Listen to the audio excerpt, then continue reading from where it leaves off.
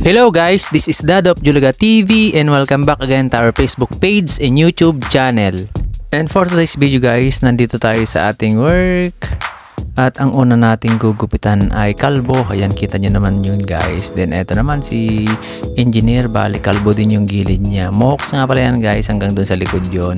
Then eto, ayan, bali binarbers lang natin yung gupit niya. Then bagay sa kanya, ayaw naman lang ng sadsad. Eto rin, barbers din to guys.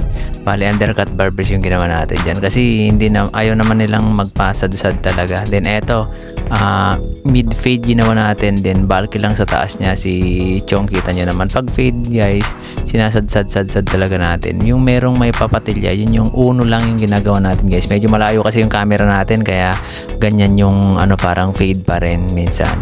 Ayan, then eto mga taper fade lang to. Then sa taas niya blowout lang, kumbaga pa 2 block lang yung ginagawa natin minsan. Then eto rin yung tropa natin, ngayon lang din ulit nagpagupit.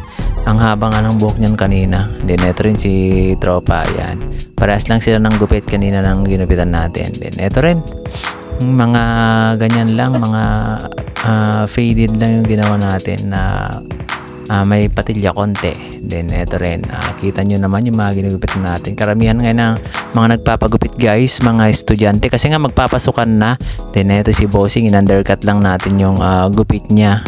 Straight cut lang pag mga undercut guys, yung mga ginagawa natin. Eto ang haba ng buhok kanina ni Idol. Ngayon, tineper fade lang natin. Bumagay naman sa kanya. Then etong batang to, napaka-cute to. Talagang pag ginugupitan ko tong batang to, hindi talaga malikot.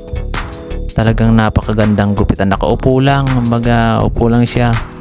Tapos alis na, ganun lang yung niya. Then eto rin si boss, ayan, dire-diretso lang yung natin.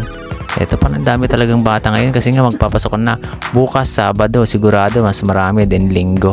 Ayan, then eto, ganyan lang yung pinapagupit nila. Then si Tatang, eto din, yun, mga gupit matanda lang yung ginagawa natin pag gupit may edad na. Kung mga ganong style, eto gupit pambata, napakakapal ng buhok ni Idol. Then eto, kinalbo lang natin guys, kita nyo naman bagay pa rin sa kanya. Then hairline lang natin sa taas niya. Then taper fade din to guys, kita nyo. Mga ganyan lang yung ginagupit natin. Bali, bilis ko nga palang kumilos yan. Ayan, parang mga kinakarakarate ko lang yung nila guys, dahil sa sobrang bilis ng fast forward ko. Kasi nga 3 minutes lang yung ginagawa natin dito para magkasya naman. Ayan, eto tropa rin natin yung nagpagupit na yun. Then eto yung si Bossing, ayun, ganyan lang daw yung gupit niya, gupit edad na, kasi nga hindi na bagay pag mga faded na super kinis pag mga may edad na. Ayun, eto rin talagang ginupit natin dun sa batang dun kanina,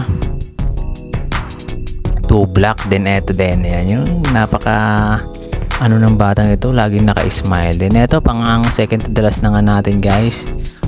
Ayan, eto kalbo yung huling gupit din natin guys. Ayan, maraming salamat guys sa panonood. Sana huwag nyong kalimutan mag-like and share.